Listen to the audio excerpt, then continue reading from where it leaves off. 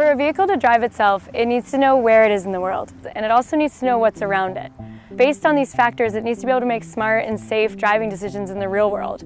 And once you get in the car, you start to get a real feel for the way the technology works and what it's like in real driving situations.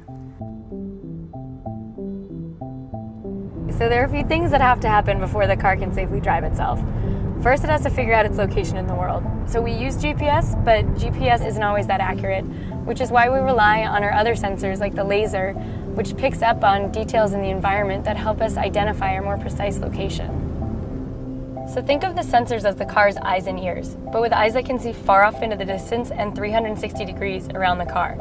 And the great thing about having all these sensors is that they can talk to each other and get cross-checked information about the environment. So while we take in a ton of information using our sensors, it's our software that really processes all of this and differentiates between objects.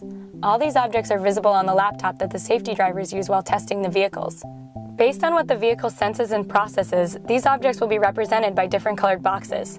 Cyclists will be red, pedestrians yellow, and the vehicles will appear as either green or pink. These boxes demonstrate the processing that takes place within the software. And think about the complexity here. People look different, cars have different shapes and sizes, yet despite these nuances, the software needs to classify these objects appropriately based on factors like their shape, movement pattern, or location. For example, if there's a cyclist in the bike lane, the vehicle understands that this is a cyclist, not another object like a car or a pedestrian, so the cyclist appears as a red box on the safety driver's laptop. And the software can also detect the cyclist's hand signal and yield to them appropriately.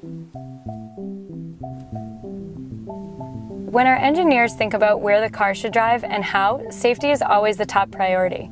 So the vehicle takes into account many things like how close it is to other objects or matching speed with traffic or anticipating other cars cutting in. For example, as a passenger, it can feel a little uncomfortable passing by a large vehicle on the road.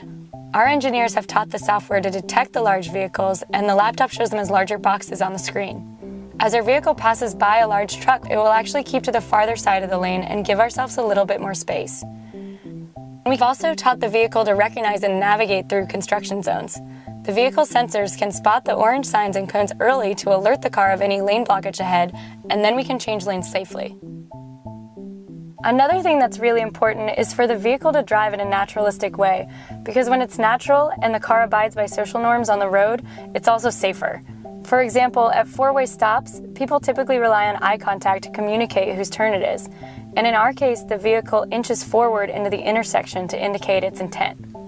So my role as a safety driver is first and foremost to keep the car, myself, and everyone around me safe. And in addition to keeping the car safe, I also provide detailed feedback to developers and let them know the car does anything that maybe I wouldn't have done personally. Maybe the car wasn't assertive enough in a lane change or wasn't fast enough at a green light. We provide the detailed feedback so they can fine-tune the whole driving experience. By getting out there and driving in the real world, we're getting a better understanding of what exactly it's going to take to improve the safety and comfort and ease of transportation. And that's really what our project's all about.